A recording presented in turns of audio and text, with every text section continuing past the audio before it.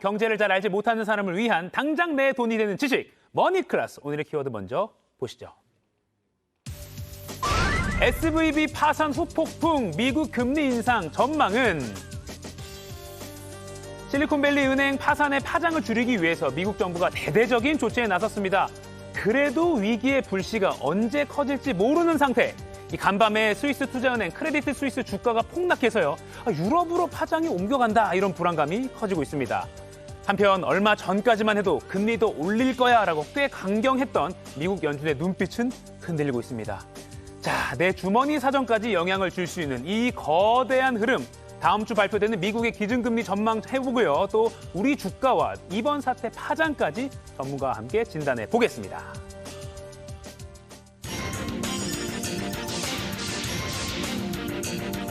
경제의 맥을 짚어주는 도사님, 정철진 경제평론가와 함께 오늘도 맥 한번 짚어보겠습니다. 안녕하세요. 네, 안녕하십니까. 먼저 미국 연준이 가장 중요하게 보는 그 지표 중에 하나가 소비자 물가지수, CPI라고 하던데요.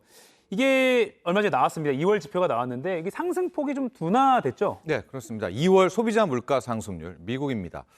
예상을 한 6% 혹은 6.1% 정도를 했는데 딱 예상대로 나왔습니다. 6.0%가 나왔거든요. 한번 볼까요? 네. 작년 6월, 그러니까 작년 여름 정말 무시무시한 인플레이션이 나왔었죠. 당시만 해도 9%였는데 이후 정점을 찍고 쭉 내려오고 있습니다. 6.5, 6.4 그리고 2월에 6.0까지 떨어져서 어느 정도 추세적으로는 물가가 잡히고 있다, 이런 생각이 드는데 네.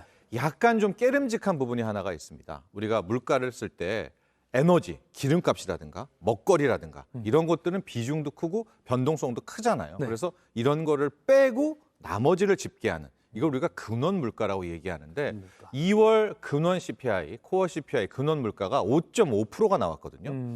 이것도 그냥 전망치대로인데 전월 대비, 이건 전년 동기 대비고요. 네. 전월 대비가 0.5%포인트 올라서 물가 상승폭이 근원으로만 보면 이거 꺼졌다고는 말할 수는 어렵네요. 없겠는데 특히 세부 항목별로는 가장 관심이 많았던 주거비. 미국은 대부분이 월세, 렌트를 내잖아요.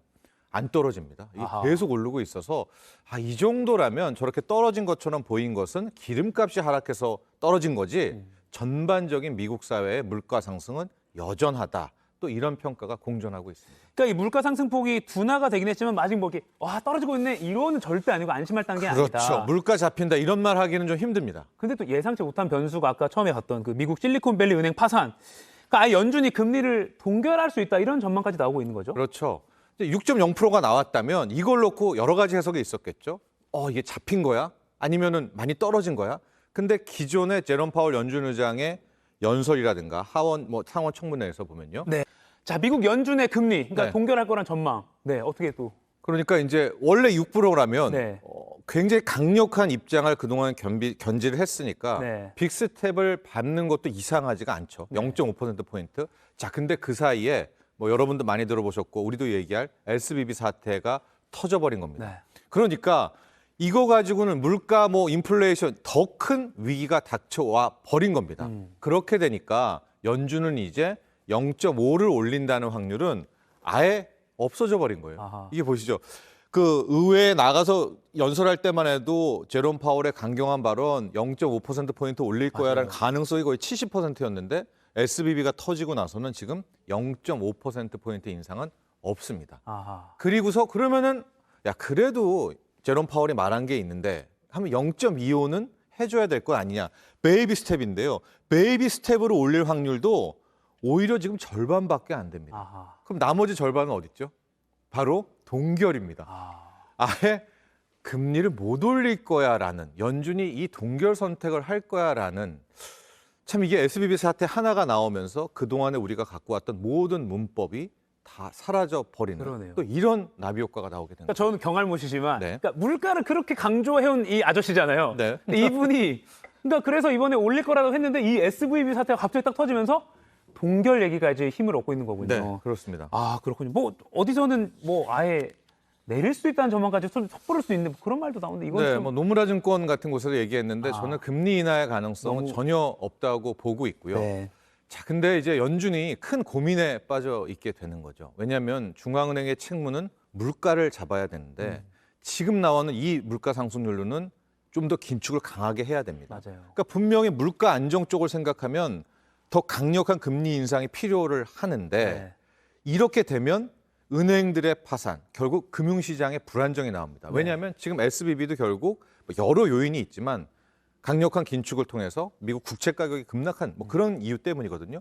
자, 그러니까 시장의 안정을 생각하면은 오히려 동결하거나 소폭 올려야 되거나 이 두 마리의 토끼에 대한 고민이 있는데 이게 더 무슨 딜레마냐면 이게 양극단에 있는 겁니다. 그러니까 모 아니면 도밖에 안 돼요. 그래서 만에 하나 연준이 일단 발등에 떨어진 불, 뭐 이걸 돈으로 은행들을 파산을 메워주겠다라는 이런 쪽으로 방향을 틀어버리면 네.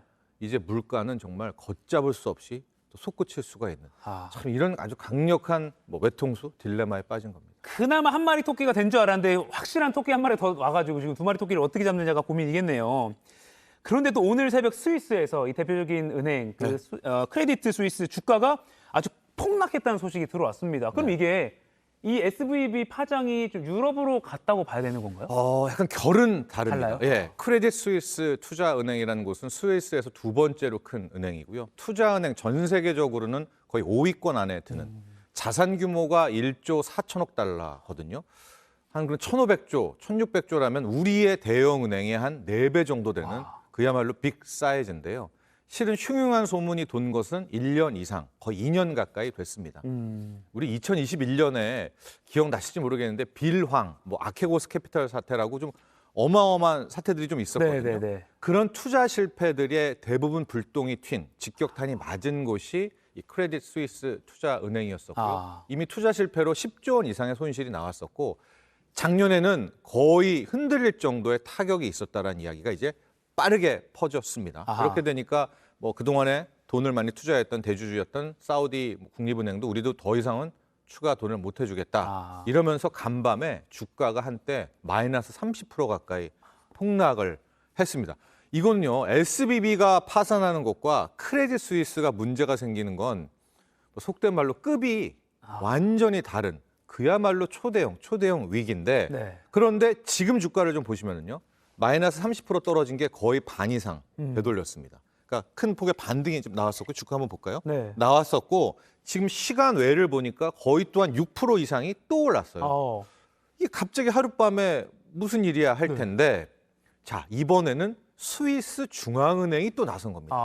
앞서 SVB 사태는 연준이라는 미국의 중앙은행이 나서서 우리가 어떻게든 돈을 공급해서 해결할 거야라고 했는데 이번에 CS 문제가 터지니까 스위스의 중앙은행, 스위스의 한국은행 같은 곳이 가서 우리가 CS는 살려줄게, 돈을 얼마든지 투자해서 대주면서 살려줄게라고 하면서 일단 낙폭은 줄이고 그럼 크레딧 스위스가 큰 문제는 없겠네라는 일단 현재까지는 반응인데 자, 이런 행태가 언제까지 지속될 수 있을지에 대한 이제 의문이 남는 것이죠. 장중한 때 30%까지 크레딧 스위스 주가가 떨어졌지만 다시 오른 건 스위스의 중앙은행이 나섰기 때문이고 낙폭을 줄인 건요. 실리콘밸리 때도 중앙은행이 또 나섰고 하니까 뭔가 빨리빨리 지금 진화를 하려는 모양새가 보이는데요. 그럼 좀 짧게 그 SVB, 그 실리콘밸리 은행의 그 파산 사태 영향을 좀 장기와 단기로 나눠서 한번 좀 짚어주시죠. 우리 옛 어르신들 말에 혹은 이제 드라마에서 잘 나오는 말에 이런 말이 있습니다. 돈으로 해결할 수 있는 문제는 실은 그리 어려운 문제가 아니다. 네. 근데 돈으로 해결할 수 없을 때가 정말 큰 위기가 온다라고 얘기하지 않습니까? 우리가 2008년 말 세계 금융위기 터졌을 때 리먼 브러더스라는 세계 네 번째 투자은행이 망했을 때 양쪽 돈으로 해결을 했잖아요. 지금 SVB가 또 터졌어요. 또 달러로 해결하려고 하고요. 크레딧 스위스 문제 터졌어요. 스위스 중앙은행이 또 돈으로 해결하려고 하고. 그러니까 단기적으로는 이렇게 보시면은 어쨌든 뭐 외국인 자금, 뭐 금리 인사 속도 조절 돈으로 막 하니까 뭐 그야말로 이거를 넘어갈 수는 있겠지만 중장기적으로 볼까요? 이렇게 되면 사람들도 눈치를 채겠죠. 이거 다 돈으로 해결하면 돈이 중요하겠습니까? 실물이 중요하겠습니까? 물가가 다시 튀어오르겠고요. 결과적으로 물가 상승에 따라서 나오는 이 문플랜은 못 잡습니다. 그렇다면 결국 이건 또 실물 경제 위기로 나올 수가 있어서 단기적으로 주가도 그렇고요. 아마 이렇게 돈으로 주고 중앙은행이 돈으로 메워주고 피해갈 수는 있을 겁니다. 그러나 그럼 물가는 어떡하죠? 결국 물가가 오르면 그 다음에는 돈으로 해결할 수 없는 그럴 시기가 오면 글쎄요. 화장은 훨씬 네. 그럴 것으로 보여집니다. 자, 마지막으로 우리 증시에는 어떤 영향이 있을까요? 앞으로 좀 전망해 주세요. 오늘도 흔들리겠죠. 네. 하고 아마 다음 주에 있을 3월 FOMC 회의 때까지는 오르락 내리락, 오르락 내리락. 뭐 터지면은 뭐 떨어졌다가요. 이걸 다시 돈으로 메워준다고 하면 올랐다가, 그러면 금리 동결할 거야 하면 또 올랐다가, 또 뭐 제2, 제3의 크레딧 스위스 나오면 떨어졌다. 변동성이 있겠지만 이걸 쭉 지나간 다음에 시장은 지켜보겠고요. 만에 하나 돈으로 다 해결한다는 것이 확실하다면 단기적으로는 오히려 금융 버블도 나올 수가 있습니다.